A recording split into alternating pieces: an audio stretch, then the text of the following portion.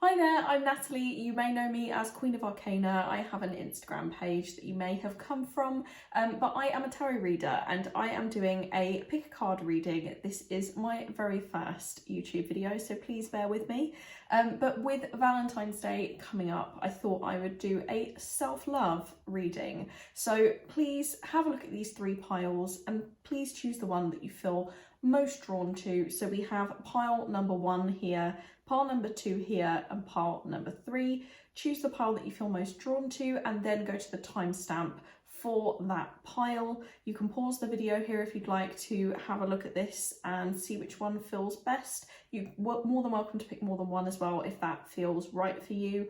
Go to the timestamp and we will get into your reading.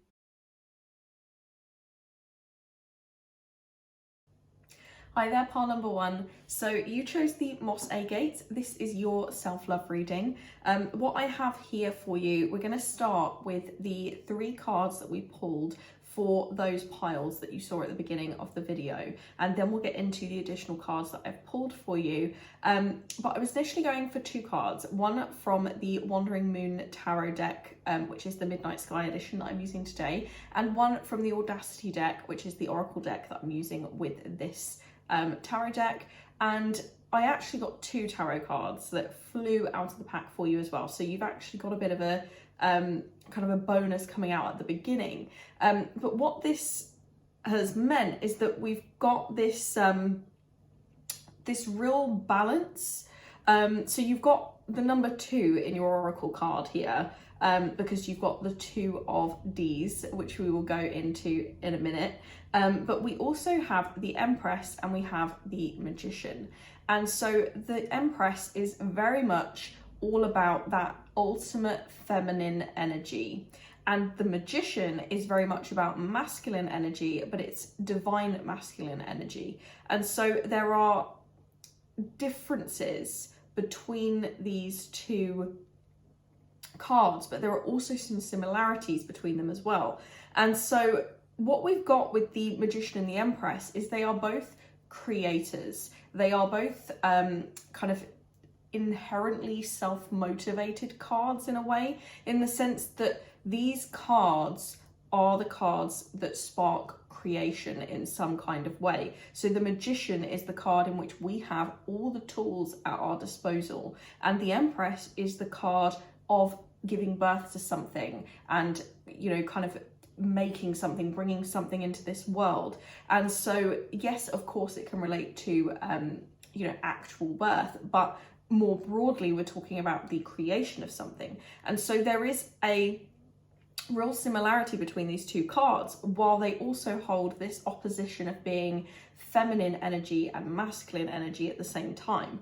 And so what these cards are coming out to indicate is that there are kind of these 2 opposing forces within you as a person, and part of your self-love journey is learning to integrate these 2 things. So what we have here with this Oracle card that came out with it is the 2 of D's, and what this in effect is gesturing to, which you may see in that image, is he is gesturing to the 2 of D's nuts. And so there is a bit of a an implication of like needing to have balls in a way. So what this means in this context is that there's almost like this call to embrace the 2 sides of yourself that exist, to accept that there are 2 sides of yourself that exist, and that ultimately those 2 things can complement each other. They may be different, but what are the ways in which those 2 aspects of yourself is actually quite similar, and that you can kind of pull them together in a common thread and create a little bit more balance. The other thing is you may often feel a little bit of a push and pull when it comes to kind of 2 aspects of yourself, of feeling like in some scenarios I need to be this person and in other scenarios I need to be this person. What if you need to be all of you holistically? What if that is the ultimate act of self-love, is just to truly just accept yourself for who you are in terms of all aspects, and that, you know, just because you feel that one aspect of yourself may be more accepted by somebody, that they may think that that aspect of you is more likable for some reason, it doesn't mean that that other part of you is inherently wrong or bad just because they don't perceive it to have the value that it probably does legitimately have within you. There is this, when we look at these two cards, the Empress and the Magician, these are powerful cards. So when we have these two cards coming out here, there is this sense that this is all within you. Okay, so the Magician is all about having all of those tools at your disposal to do the things that you want to do, and the Empress is about being able to nurture what you have, to be able to bring something incredible to life. And so really there is an essence to this reading of that you have everything within you to do wonderful things, but you need to be able to balance two sides of yourself and use those two sides of yourself. One is not inherently better or worse than the other. They are both just different, and there are ways in which these two aspects of yourself can coexist, and that they may actually work together really well and complement each other really well if you trust that within yourself. And it's not easy. It's not easy to be your most authentic self sometimes, especially in the world that we live in. It's very hard to be your most authentic self at times, but there is a real strength and a real power in you being able to do that. And that is probably the greatest act of self-love that we can do for ourselves, is to just embrace who we are and to just be. I get the impression you may be somebody who actually has quite a good sense of humor as well. When we get a card like this, it is just so brazen, and just standing there with this, like, this is who I am, and and what? And just having that general sense of humor to that situation as well. So I think that, generally when we do these readings, the universe has a degree of tone to it, in terms of there is a way that it kind of reads the room.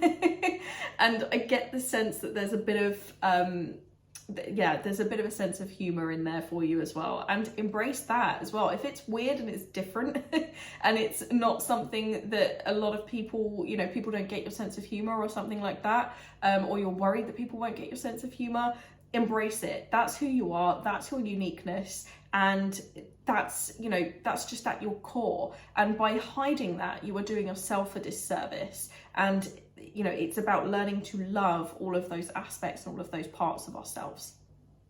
So let's get into these other cards that we pulled here. Okay, so we have the Nine of Wands as our first card. So there is an indication with this card that you may have experienced in the past some things where people have maybe disappointed you or hurt you, and that there may have been a degree of rejection as well, and this is maybe part of where it stems from, of this sense of needing to separate two aspects of yourself, that maybe one part of yourself is inherently better or worse than the other, and this is the thing that we need to break. But this is perhaps coming from past experience, and in essence, it's almost like a defense mechanism to avoid this feeling of rejection, to avoid, people, a feeling of ridicule or disapproval. What we are doing is we are kind of separating out the parts that we think are inherently lovable and the parts that aren't,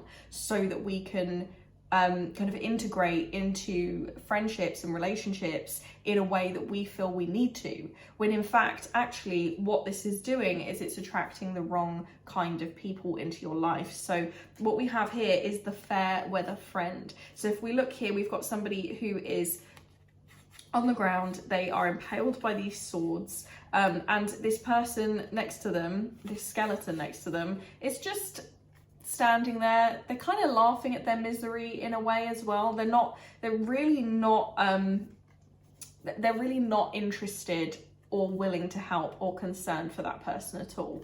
And so when we have people like this in our lives, there's somebody who is very happy to be friends with us for a period of time, where things are going good and they're going their way, and you know, it's easy for them and they don't have to really contribute much to the friendship and the relationship. So this is something that I would ask you in terms of your life and your situations. Have you ended up in relationships with people, and this could be romantic relationships, but it could be other relationships as well, where you are kind of doing these things and you're putting this work in to be something that you think that they will approve of, but inherently this person isn't actually connecting with you in the way that really a normal relationship, a healthy relationship would be.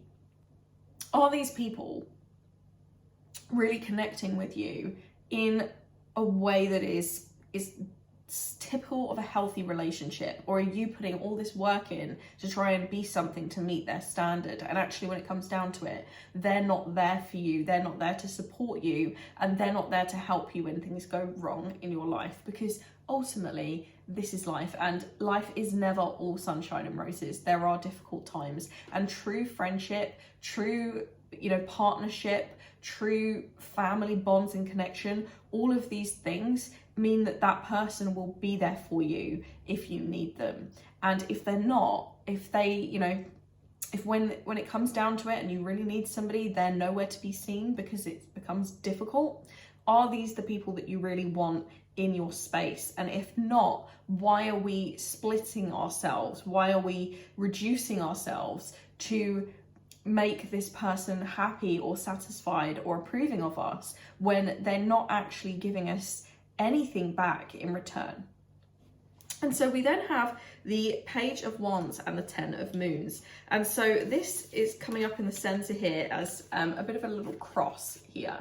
And so what we have with the Page of Wands is really, we're looking at short-term gains and long-term gains. So the Page of Wands is all about being kind of diving into something with excitement and, you know, just doing things because they're fun and not really thinking through the consequences or wondering, you know, where is this going and all of this kind of stuff. So when we pull the Ten of Moons across from that, this is true, deep, soulful, emotional fulfillment.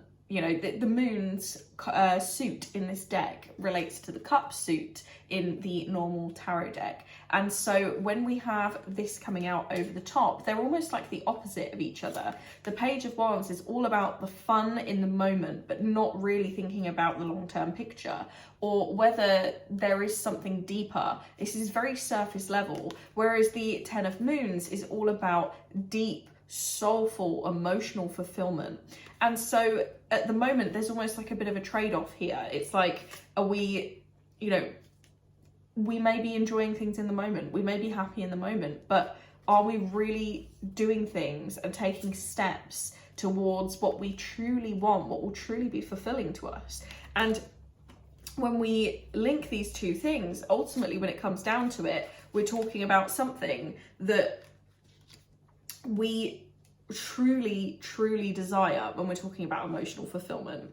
And so if we're not pursuing that and we're pursuing the short term, are we feeling like this thing that we want isn't available to us, or we're not worthy of it, or something along those lines? And of course that can be a really hard thing to wrestle with, but with the Empress here, with the Magician here, there really is a strong sense that you are worthy, and there's a real call to believe that you are indeed worthy of what it is that you desire. And rather than going for kind of short-term satisfaction, rather than going for that kind of immediate hit of validation and enjoyment, we need to go for something that is more profound and long term, and actually take that risk that, okay, we may not be all kind of you know, enjoyment and fun all the time, but that's going to get us to a place that is so much more fulfilling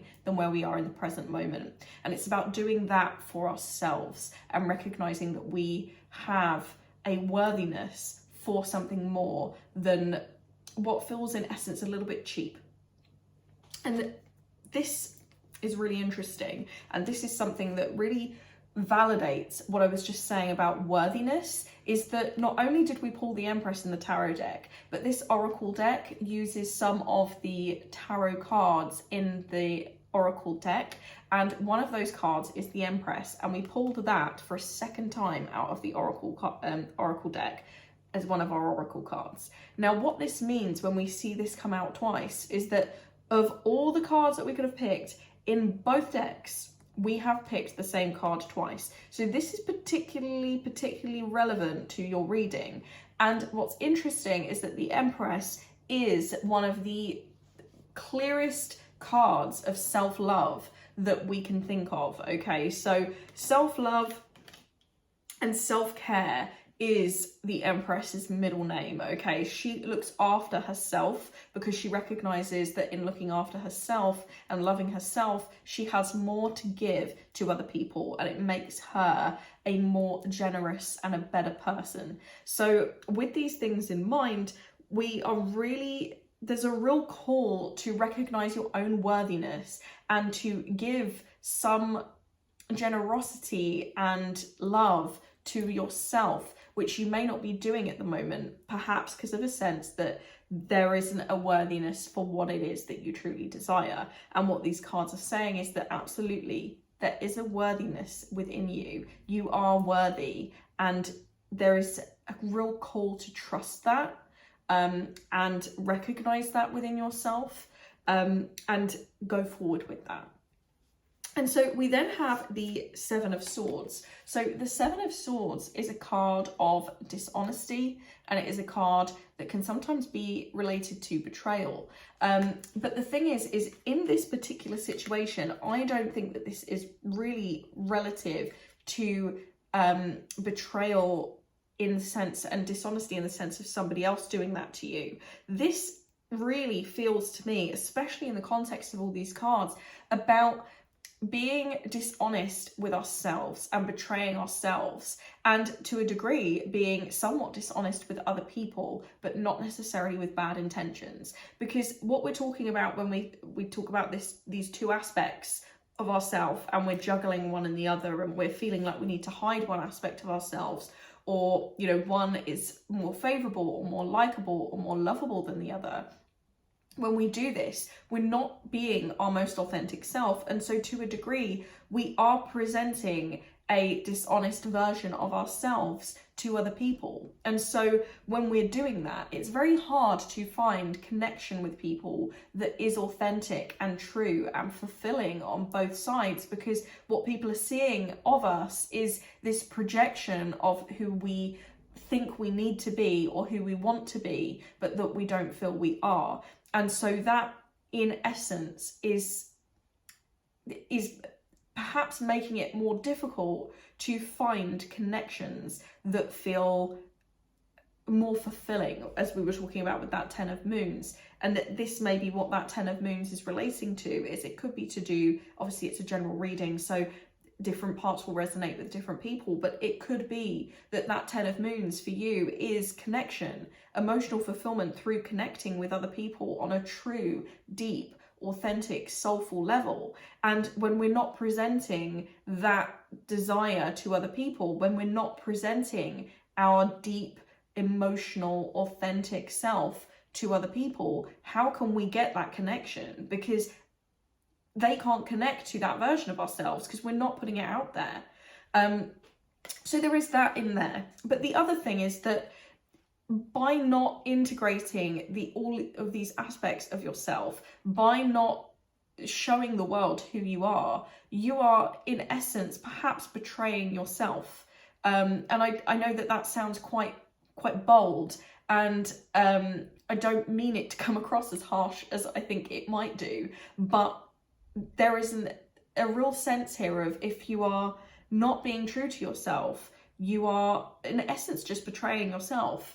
And that is not giving yourself the self-love that you deserve and that you are worthy of, as we have talked about already. And so there is a sense here of really what's important here is about, when it comes to self-love, it's not about loving one aspect of yourself or believing that, okay, this part of me is good, so what I need to do is be more like this part of myself to be more worthy and more lovable, and I will love myself more if I am more this way. No, it's about loving all aspects of yourself. It's loving yourself warts and all, because we're all human. Nobody's perfect. And so we have to be able to love ourselves with all of our flaws, because if you can't do that for yourself, then it's really hard to be able to present that to somebody else in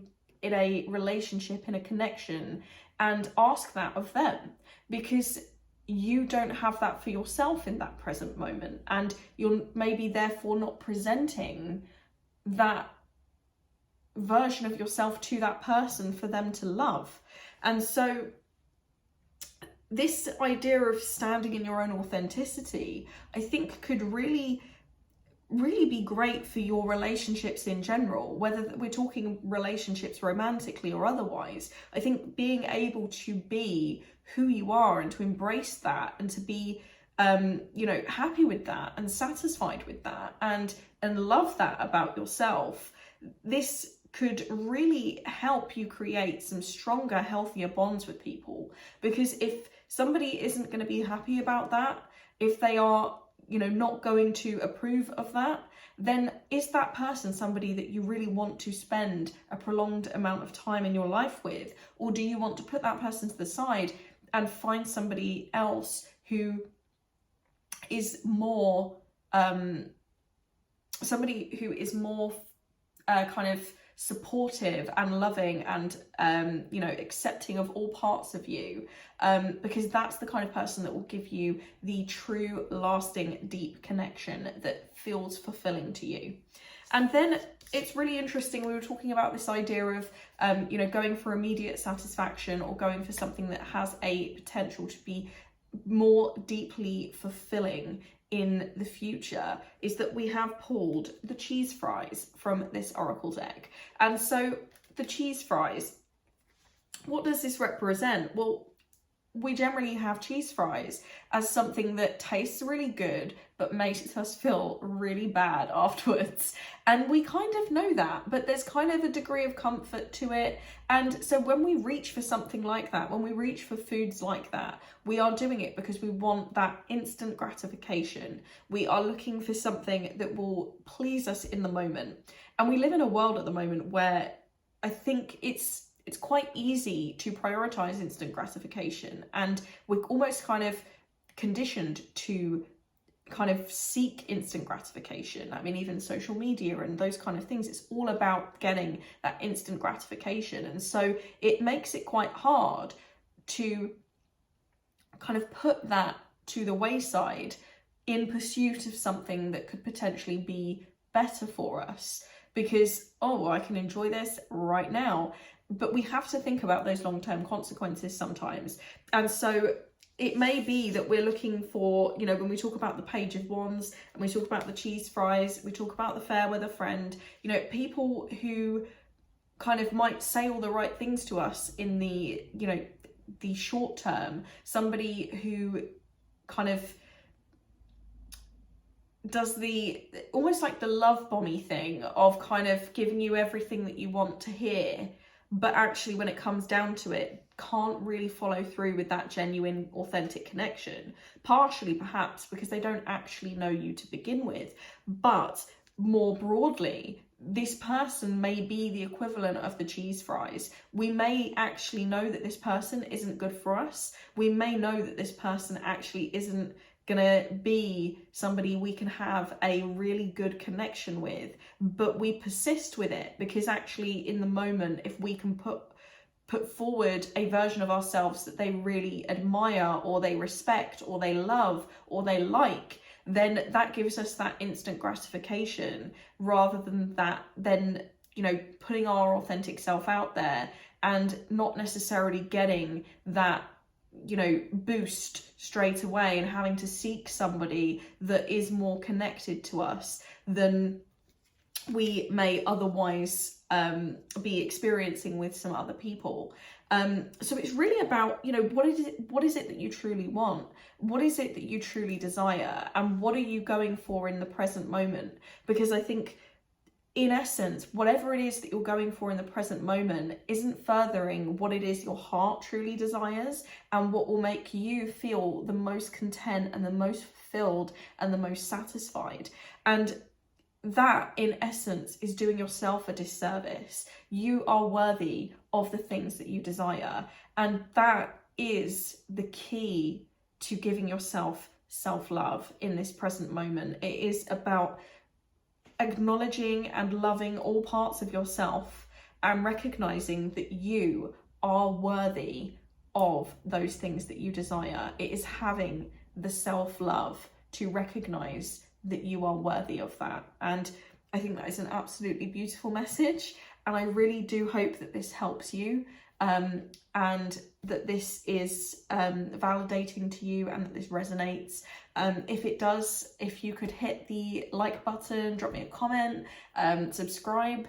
If you could follow me on Instagram, that would be absolutely wonderful. And even better, if you want to connect with me and we can book a personal reading, then you can visit my website. There will be all the links down below. It's been an absolute pleasure to read for you today. And as I said before, I really hope it resonates. Have a wonderful rest of your day, and thank you.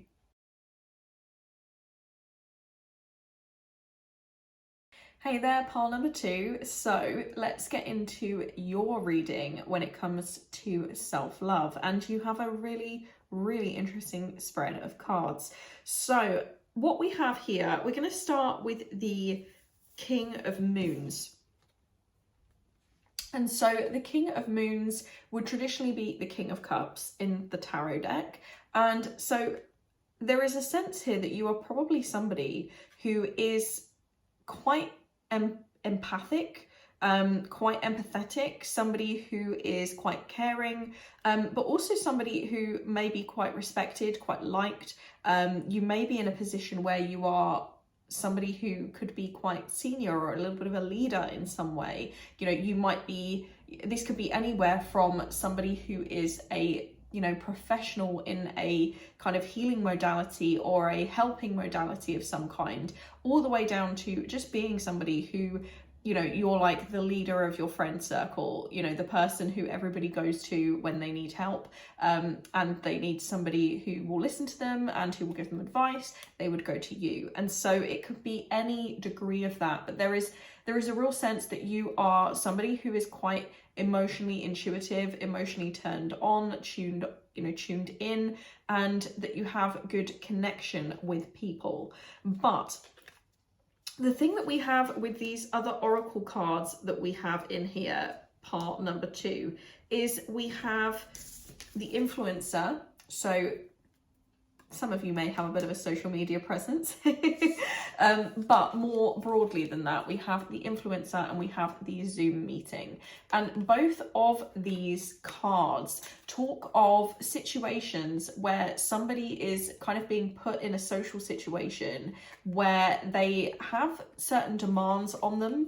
The influencer may be putting some of those pressures on themselves, but in the Zoom meeting, the person may feel that they have no choice but to go ahead and do this thing that they don't really want to do and socialize with these people in a way that they don't really want to, something that, you know, they don't really feel happy doing. It doesn't give them any joy or, you know, I mean, in this, it looks really pretty dull and soul destroying. If I do say so myself, I mean, literally like going up in flames.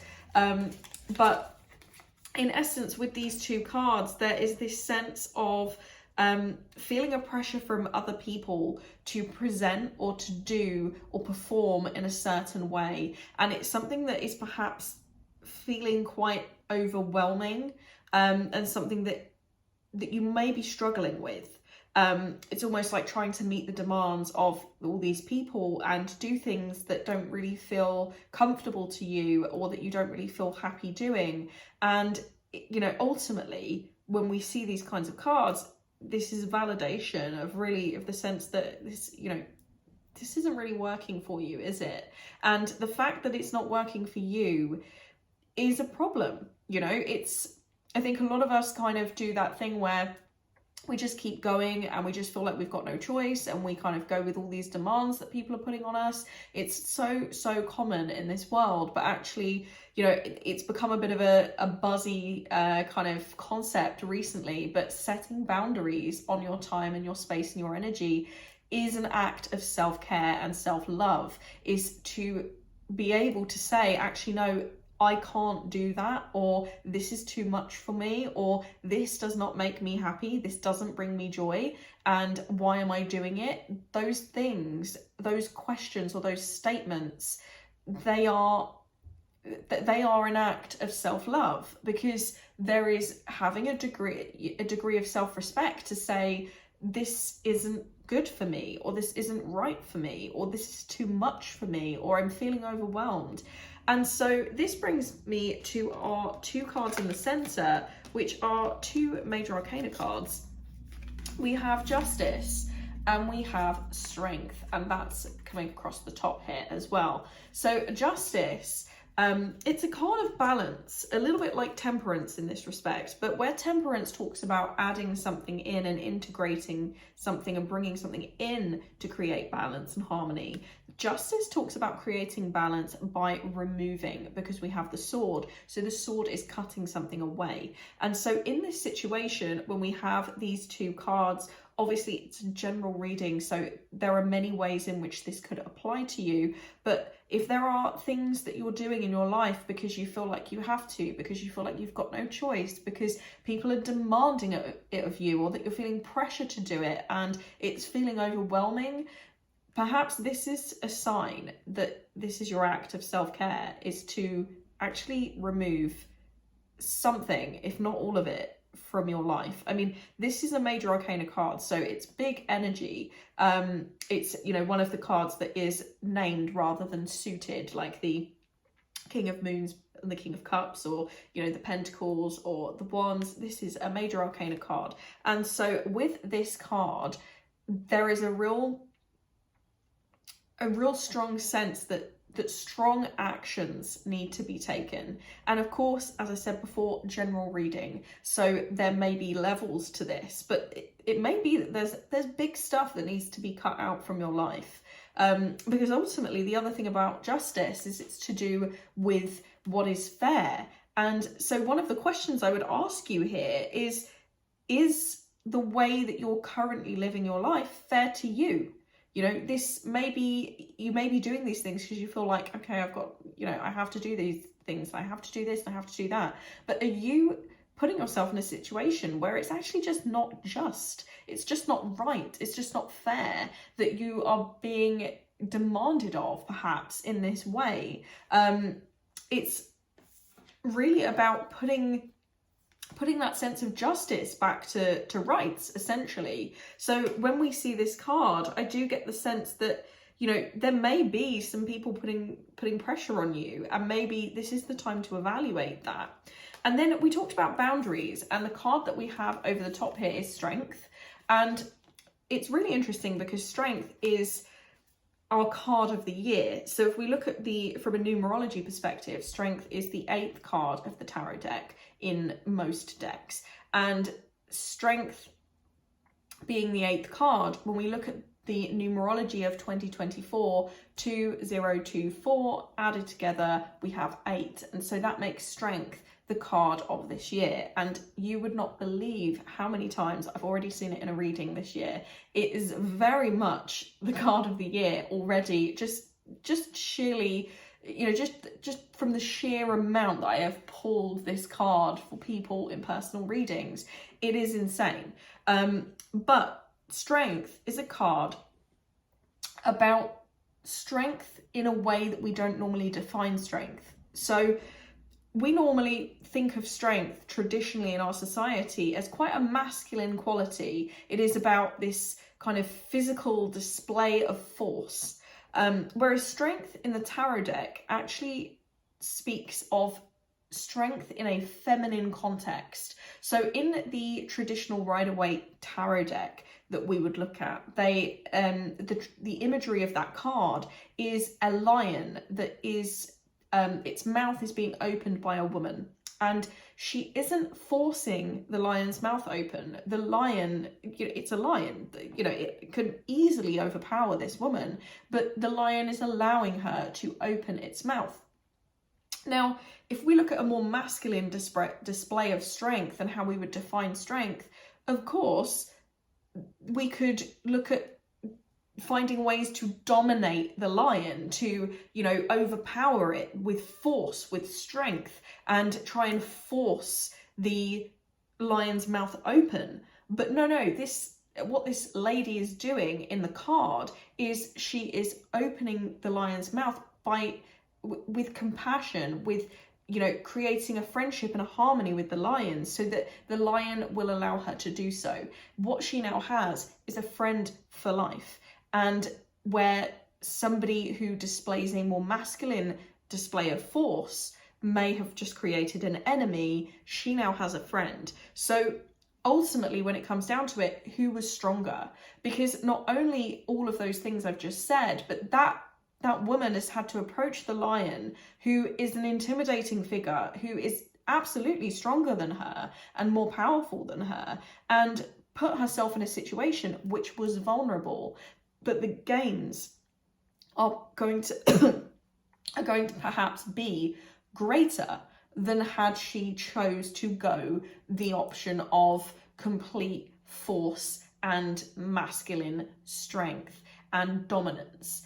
And so when it comes down to it, who was stronger in that situation? Who displayed the greatest strength? It really is subjective when it comes down to it, and it's all about how you define strength. So with that little backstory about this card, boundary setting is something that we have already talked about here, but it's one of those things that we often think about as being a bit of a weakness. We think of, if we look at that masculine idea of strength, it's endurance. Whereas setting a boundary goes against that. It's a little bit like when we talk about not being a quitter, for example, in a situation. When we talk about that, it's all about, I can persevere, I can persist, and I can go forward with this regardless of how I'm feeling and what I think. I'm just going to persevere because I ain't no quitter.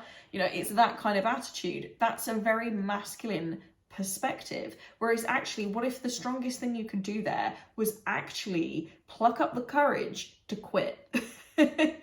Sometimes actually that's harder. Sometimes when we're in a status quo of something, even if we absolutely hate it, it's easier to just stay because we're already doing it, and it will just cause havoc to actually stir things up by quitting. So what's the strength? It's all subjective.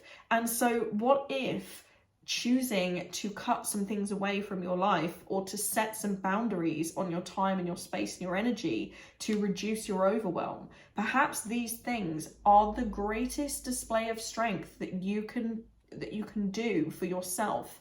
That is an act of self-love. But not only that, it is something that will enable you to show up better in all of the situations that you show up in, that you can just be a better version of yourself because you are no longer depleted, overwhelmed, feeling anxious, feeling down, feeling exhausted. If you are better served by yourself, then you can better serve others. So is the persevering through the strength here, or is the strength here to actually start setting some boundaries so that you can show up as your best self?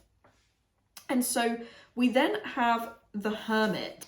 So this is really interesting, the Hermit. Okay, so this is a card of introspection. It's a card of being alone, and in this card, where it's positioned, the way that this person in the card is facing, the card literally has somebody looking back over everything and kind of reflecting on all of the other cards that we're seeing in this reading. But not only that, they also have their back turned to this Zoom meeting card here as well, because that's on the other side of them.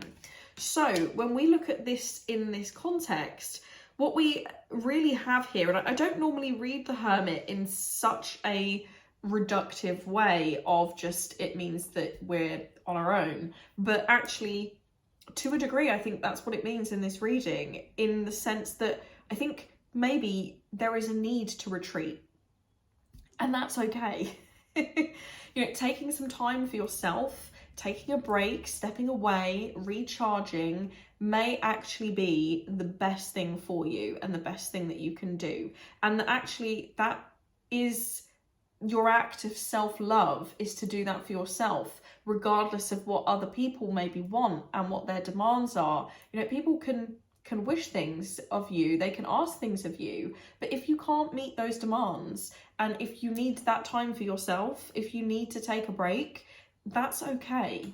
You know, that is showing yourself self-love, and it is not selfish to show yourself self-love. That is just, it's just something that it's something that you should be giving yourself regardless. You know, it's something that we all should be able to give ourselves without it being selfish. And based on the cards that I see here, I really don't see you as a selfish person. And if you were to make these choices and do these things that are for your benefit, ultimately, I think it's going to make you a more generous, more caring, more available person for other people. And so how can that be a selfish act?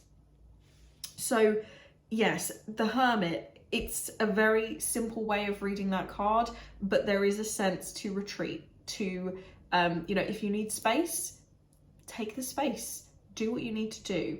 And, you know, perhaps reflect on why you are where you are, why you're feeling the way you're feeling, and what can you do going forward to put yourself in a position where you aren't feeling so overwhelmed, or you aren't struggling, or you aren't feeling so demanded of, that you can maybe, you know, put some boundaries in place that will help you going forward.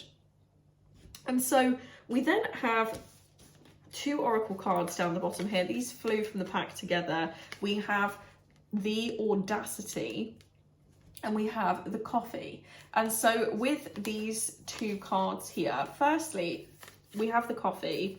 If we talk about this first, when we also look at the Zoom meeting card, there's a little coffee on her desk. And so when we think about coffee, one of the ways that we can look at this is that we use it as this stimulant for the caffeine to push us through feelings of tiredness and fatigue. And so there is a sense here of what, you know, in what ways are you trying to kind of push through cues that you're giving yourself that this is too much.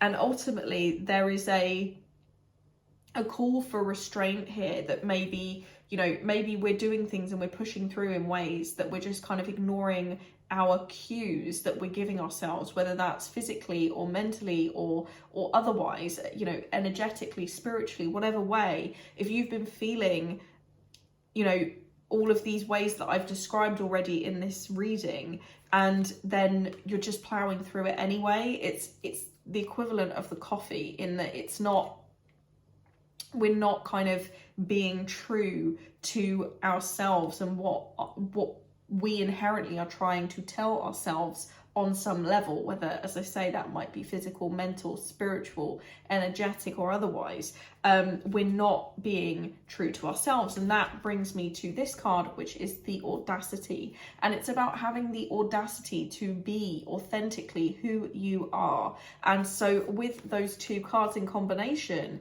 there is, again, a reinforcement here that we need to listen to what it is that we are feeling and how we're experiencing these things. And if these things don't feel feel good to us. And if we're feeling overwhelmed, if we're feeling exhausted, if we're feeling like it's too much, we need to be able to set those clear boundaries, because that is authentic to us, and that is the greatest act of self-love that you can give yourself at this time.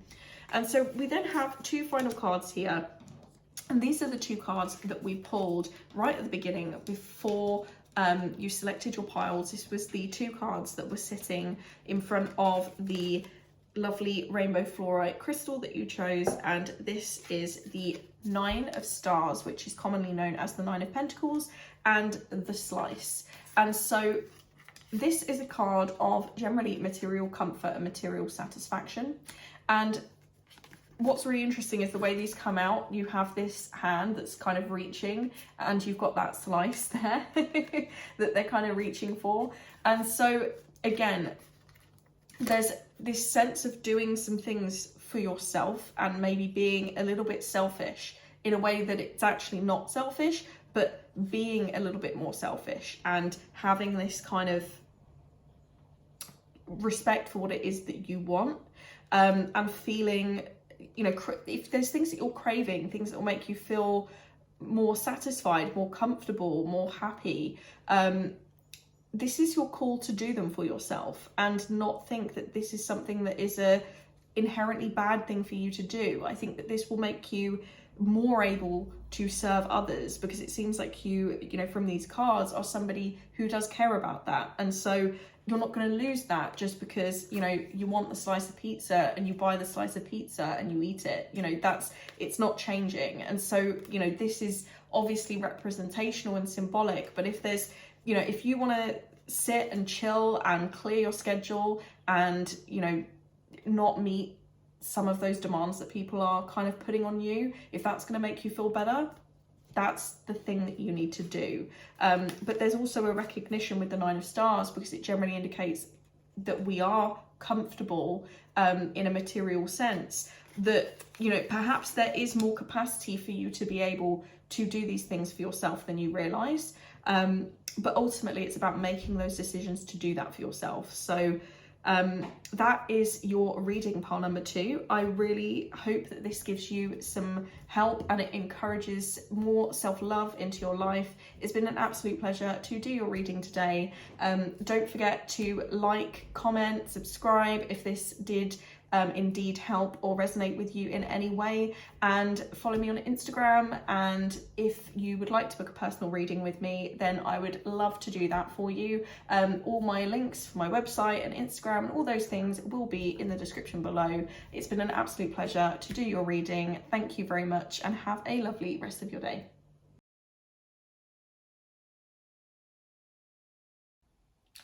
So pile number 3, if you chose the Angel Aura Rose Quartz, then this is your self-love reading.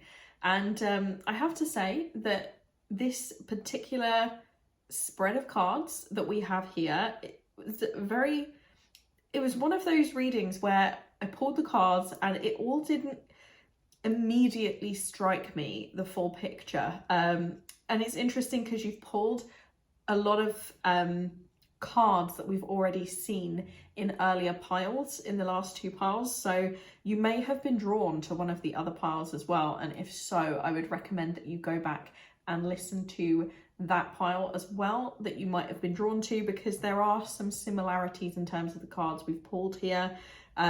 So yeah, do go back and listen to those piles if you felt drawn to one or both of those as well.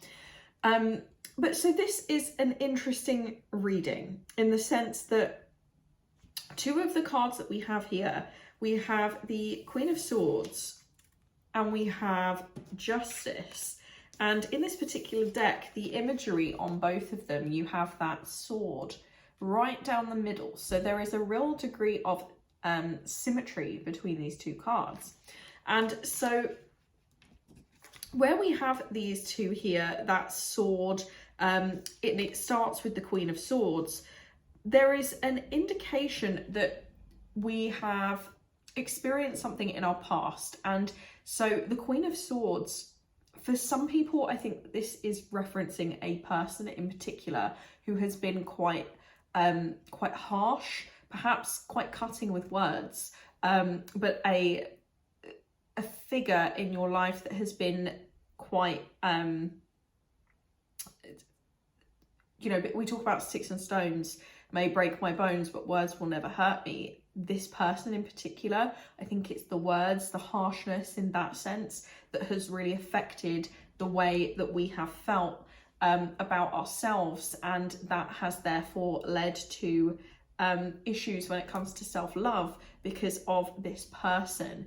But for other people, because also this, of course, is a general reading, what this is going to be symbolic of is of a situation, an event that has occurred in your life, which really has kind of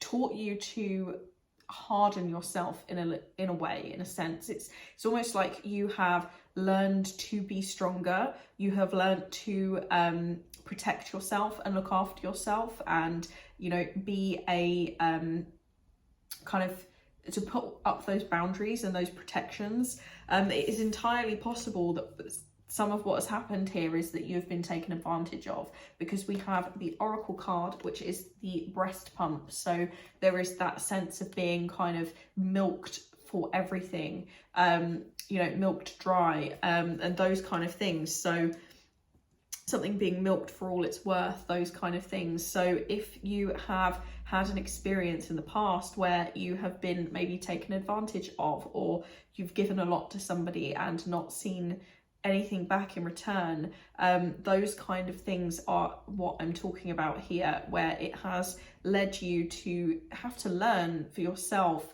that you need to be more protective over yourself, your space, your energy, your time, all of these kinds of things. And that has led to you kind of stepping into this role of having to kind of display some outward strength in a way.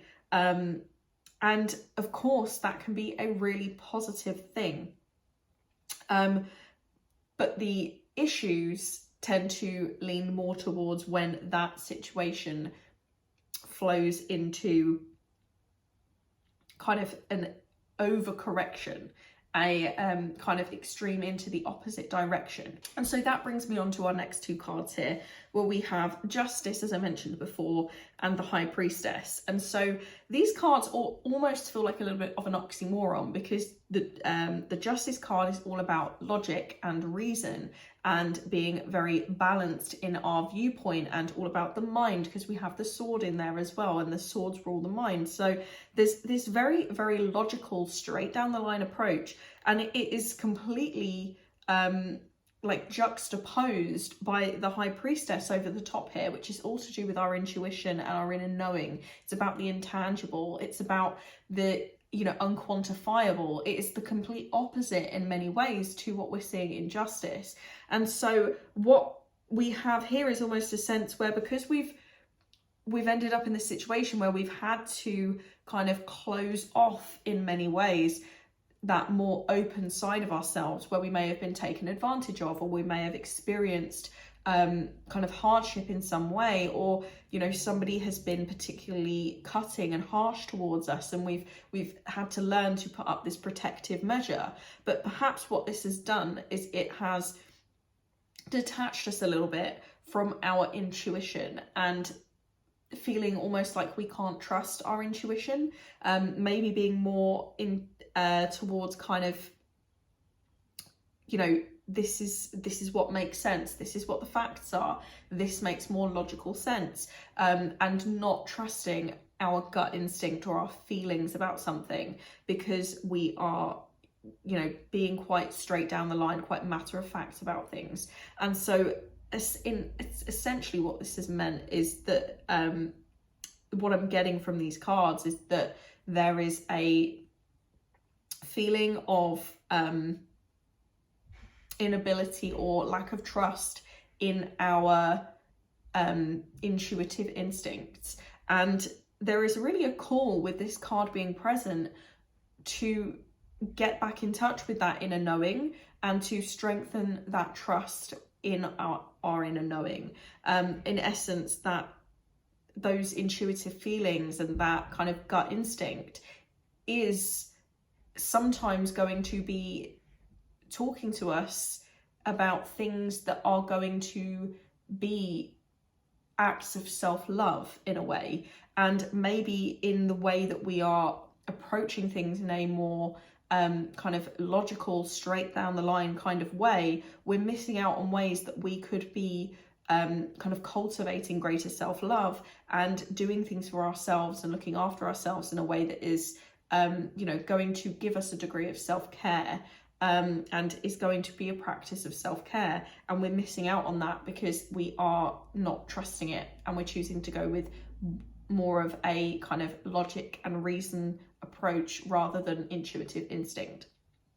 And so we then have the life of the party, and next to it we have the Tower. So these are two of our oracle cards from the Audacity deck, and this life of the party card here, you've got somebody who is dancing and there is really an invitation with this card, especially within the context of all these other cards, to invite some joy and some fun back into your life, some spontaneity, some excitement, some enjoyment, and not necessarily think about the consequences, because we have this Tower card, which obviously it's an oracle deck that we're using here, but when it comes to this particular deck, it integrates some tarot cards into the oracle deck. And in this particular version of the Tower, we have people falling from the building, but they are taking photos of themselves and posing for the photos on their way down. And so in the context of this reading, there's almost a sense of almost being so worried about making the wrong decisions, making the wrong moves, doing the wrong thing, looking the wrong way, and, you know, how things appear, and not wanting to fail, not wanting to make mistakes, that we're so conscious of those things that we're almost not seeing what the long-term consequences of our actions are, kind of what the big picture is. We're not seeing the big picture, we're seeing kind of each immediate decision.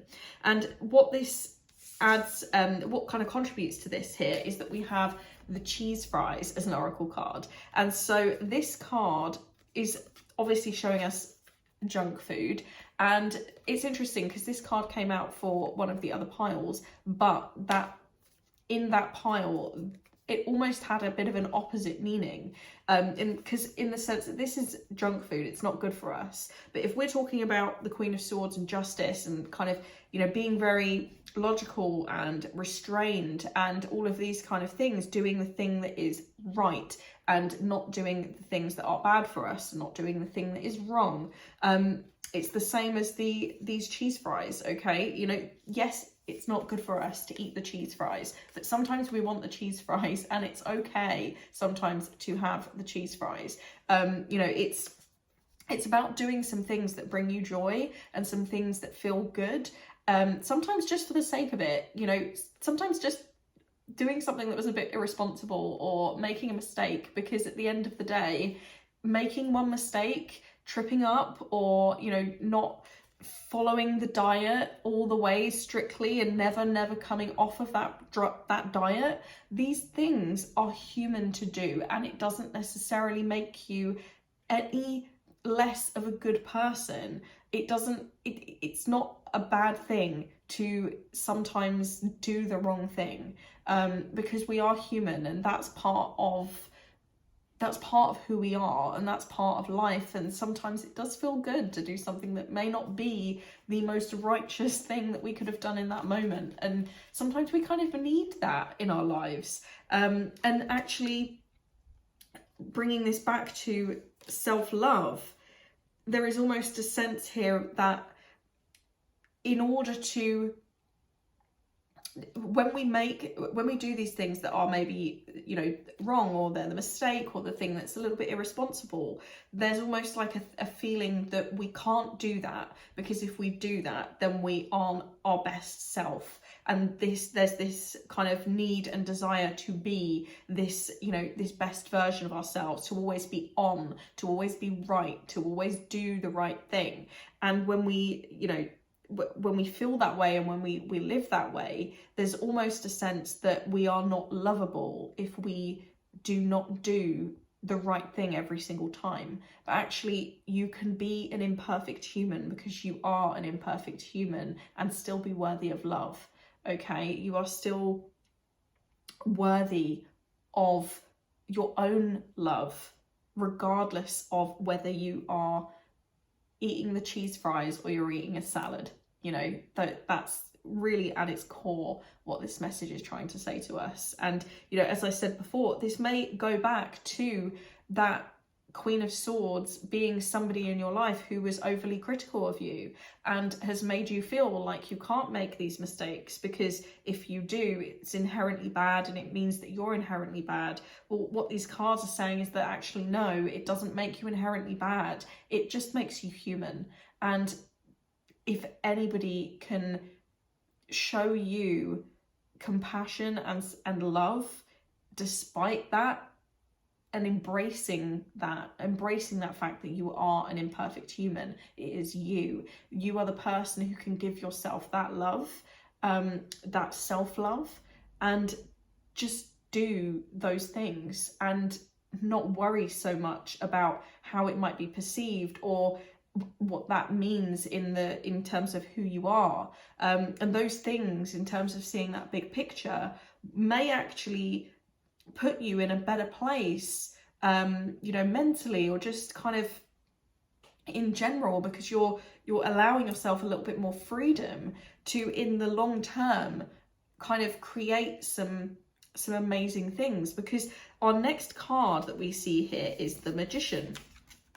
And so the Magician is about having all of the tools at our disposal to achieve the things that we want to achieve. And so ultimately, I think there is a message here that regardless of what it is that you might do, in terms of, you know, you might make a mistake, you might make the wrong decision, or, you know, you might do some of the wrong things sometimes. That doesn't necessarily mean that the goals that you have in your life and the things you desire aren't going to happen. So there is wiggle room here. You don't need to be so rigid with yourself to make things happen and to make things come to pass. And in fact, when we see these two final cards here, the New Moon and Strength, which we have here, these two cards are indicating that actually perhaps the best way to achieve what it is that you want to achieve in life is to maybe allow yourself a little bit more freedom and compassion. I don't know how that slots into place, but actually that's what these cards are kind of indicating, because we've got the New Moon, which is all about manifestation and planning our next move and setting the intentions and being clear about what it is we want. But then we also have Strength, which is a card of compassion and self-love, and, you know, being very kind of willing to see that sometimes strength doesn't have to be the kind of it doesn't have to be the kind of strength that we perceive societally as strength to be. It doesn't have to be this kind of masculine, overt display of force. It can be something softer, and that can still be strong. It can still be a strength, and in some cases, it can actually be the stronger choice to be the, you know, the vulnerable, the soft, the compassionate. That can sometimes be the stronger option. And so really it's about showing yourself that compassion to be able to achieve what those goals and intentions are, and to kind of fulfill those goals that you have in your mind.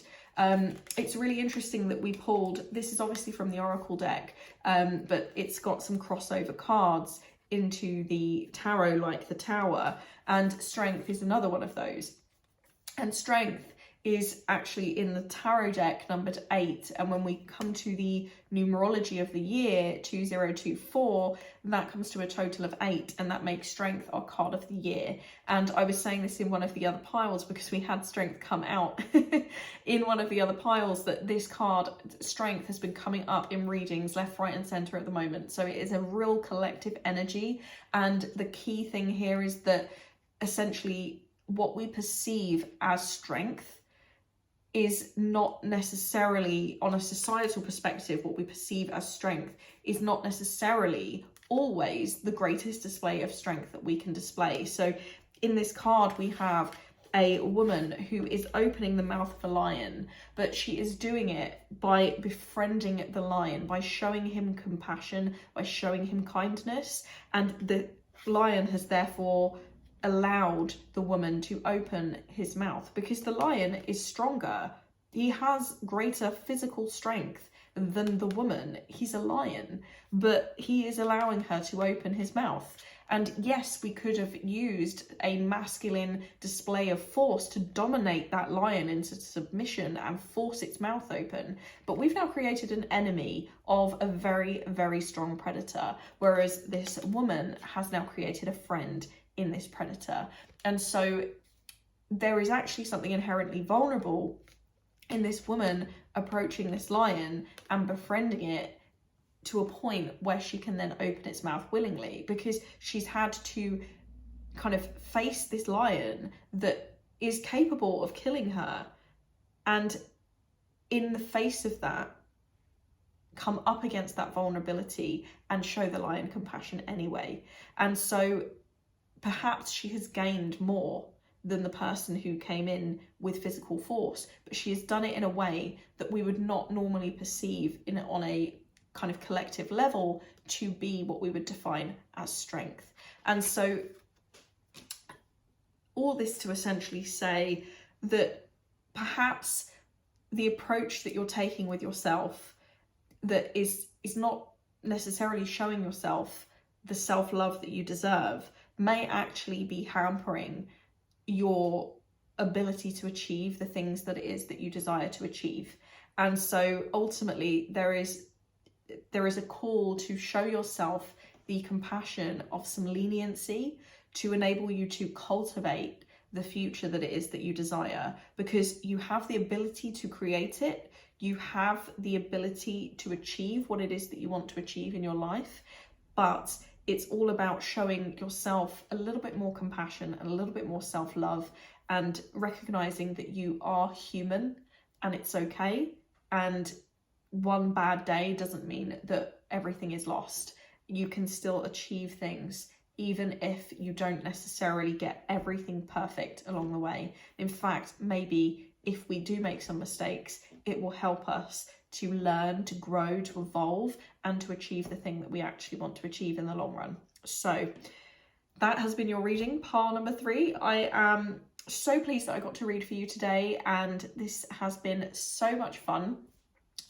If this reading resonated, if it was helpful for you, please don't forget to like the video, comment down below, subscribe. You can't miss with any of that. And also consider, if you're on Instagram, following me on Instagram as @queen.of.arcana. I will link the Instagram down below, as well as my website, because if you would like to book a personal reading with me, I would absolutely love to work with you. So do check out all of the links that I put in there, and it's been an absolute pleasure to do your reading.